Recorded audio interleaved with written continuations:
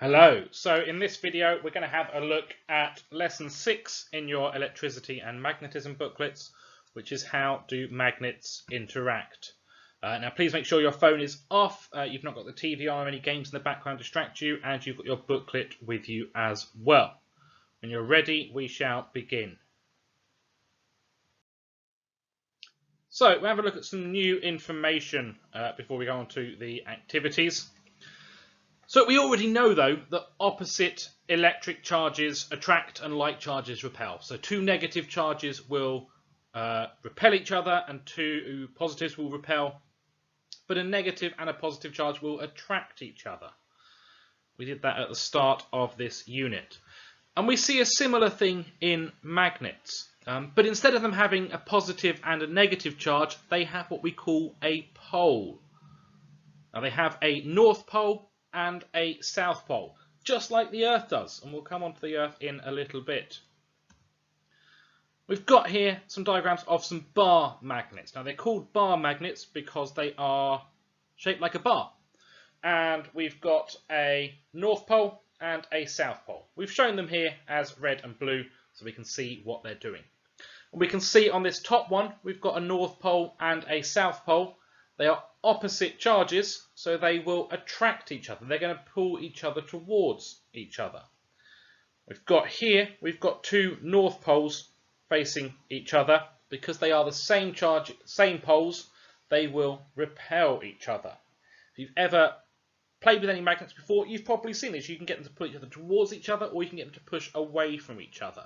We've got lots of uses of magnets that we'll look at over the next few lessons. So we're going to have a look at these magnets here and see if we can work out what is going to happen. Are they going to attract or repel? Now we can see on this top one here, we've got a north and a south.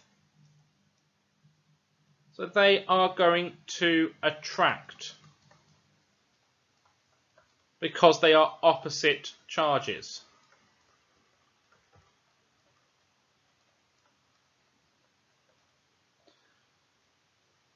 On B, we can see what is going to happen. They are the same charges, so they will repel because they are the same. Same poles, not same charges, I should say. So the same repels. Let's have a look at this one now, number C, or letter C. What's going to happen here? Brilliant, that's it. They are going to attract each other. They're going to attract because they are opposite. They're opposite poles. So they are opposite poles, so they will attract each other. And this last one here, we've got two south poles. So they are going to repel, again, because they are the same poles. So they will repel each other. Change that to poles there so we get some continuity on it. So opposites attract, the same repels. Going to have a quick look at some magnetic materials. Now you might notice if you go around with a magnet at your home, you can find some things are magnetic and some things aren't. If something is magnetic, so some materials are magnetic, means they will be attracted to a magnet. Then they're not magnetic themselves. You can't go, my fork is attracted to a magnet, therefore my fork is a magnet, I can stick on other things. Doesn't work quite like that. So they're attracted to a magnet, but they're not usually magnetic themselves, although we can make them a little bit magnetic. To know more, that's going to come under a bit of A-level physics, but do come and speak to me if you want to know a little bit more, because it's very, very interesting and quite fascinating. But we've got three elements that are magnetic. We've got iron, nickel and cobalt. They're all metals. You might be like, well, hang on, the fork that I've got at home, or a spoon or whatever, is magnetic, but that's not iron, nickel or cobalt. It's made of steel. And yeah, you're right. But that is because steel contains iron. So if anything contains these materials, it will be magnetic as well. We've got a nice little diagram there. We've got an iron nail and a magnet saying, I find you very attractive. This is one of the few jokes we have in electromagnetism. Nowhere near as good as energy. Where I can ask you, for example, what is the unit of power?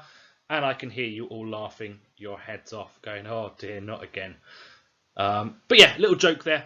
I do hope you find it funny. So, we're now going to get onto the crux of it. Going, well, how do they attract each other? I get that they attract, but actually what's going on with it?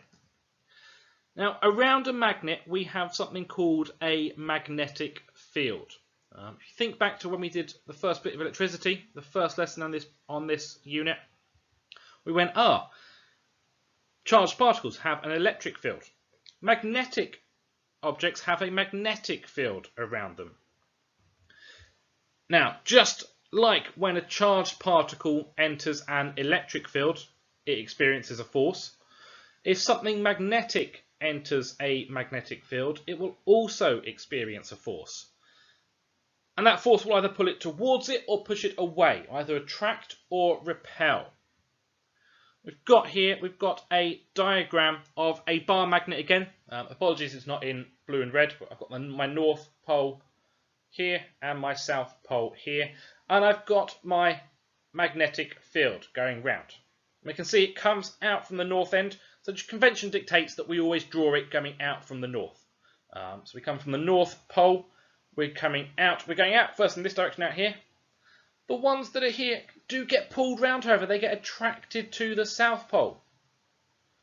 These ones here aren't attracted to the south pole because they're coming out at too much of an angle, or not enough of an angle, so they don't feel the force of the south pole pulling it in.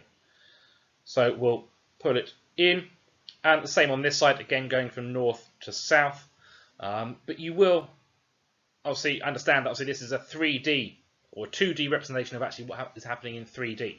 The field lines are also obviously coming out over the top as well and in all directions. And we could draw more of them on here. Now the important part we've got here is the distance between the field lines. You can see they're quite close together to start off with. Very, very close together, and they get further apart. If you think about a magnet, it is strongest when you are closest to the magnet. And that's what these field lines are showing us here. So close together field lines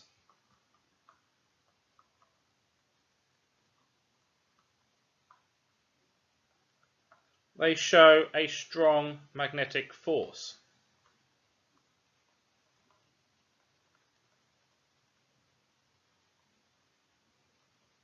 Magnetic, if I could spell right.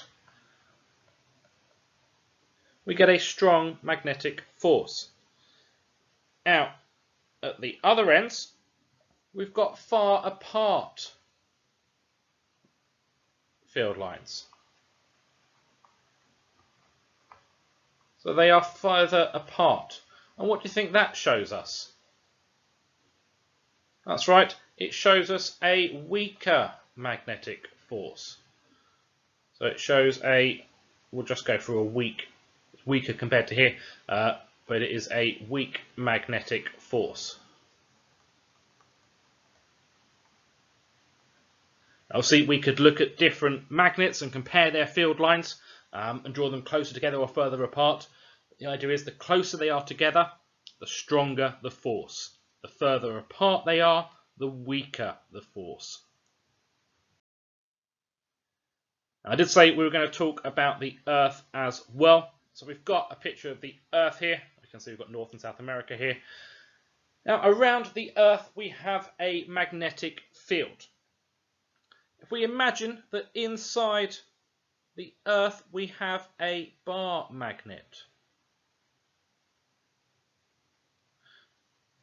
Now, this is very, very useful because it enables us to get directions using a compass. So if any of you have been in Scouts or Guides, you know that if you go on a hike, you use a compass to get your directions. And we can do that because of the magnetic field lines. And that's great.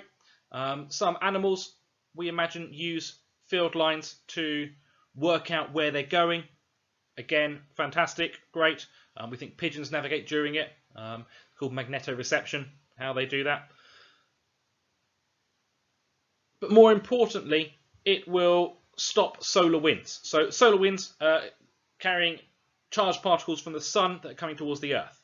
If they got to the atmosphere, they would destroy the atmosphere, meaning the Earth was then exposed to all of the UV radiation from the sun. And that's not the kind of UV radiation where we'll get a little bit of a tan. It would be devastating for us.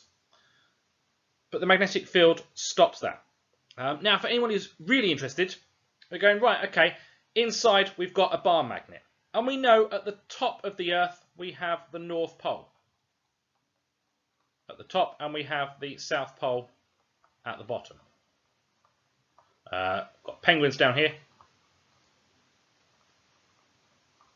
And we've got Father Christmas up here, Santa up here. And we call that the North Pole, and the bottom of the South Pole. Now what's really interesting, some of you might have noticed this already, we're looking at the field lines and we're going, hang on, Mr. Lewis, you said that the field lines, we show them going from north to south. Yet on this diagram here, my arrows are pointing in this way, whilst they've come out from this way. That goes against exactly what you've just said. And you are completely correct, because actually inside the Earth, it's not a bar magnet, but we imagine it as a bar magnet. We have a north and a south pole. I'll do them in red. And they are the wrong way round. What we actually call the North Pole and the magnetic North Pole is actually a South Pole, and what we call the South Pole is actually the North Pole, which I know gets a little bit confusing.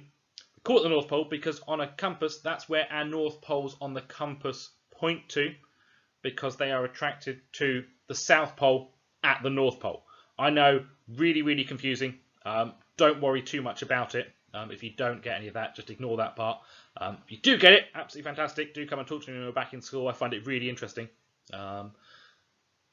Okay, so we've gone through the information. It's the same information that is in your booklets as well. Just try to sort of talk about it and make it a little bit more light-hearted for you all. You're now going to do the questions. Now these questions on here are the same as the ones in your booklet. So do them in your booklet or complete them on paper.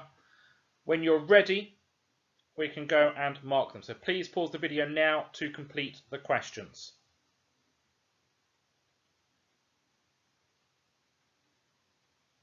So you should now only be listening to my voice if you have completed these questions. We're now going to go through the answers. Again, pause the video to mark your answers. If you have any problems or any questions, please do email me. I will try and get back to you as soon as possible and help in any way that I can. Otherwise, thank you very much for listening. I hope it's been useful. Do have a great day. Thank you very much. Bye-bye.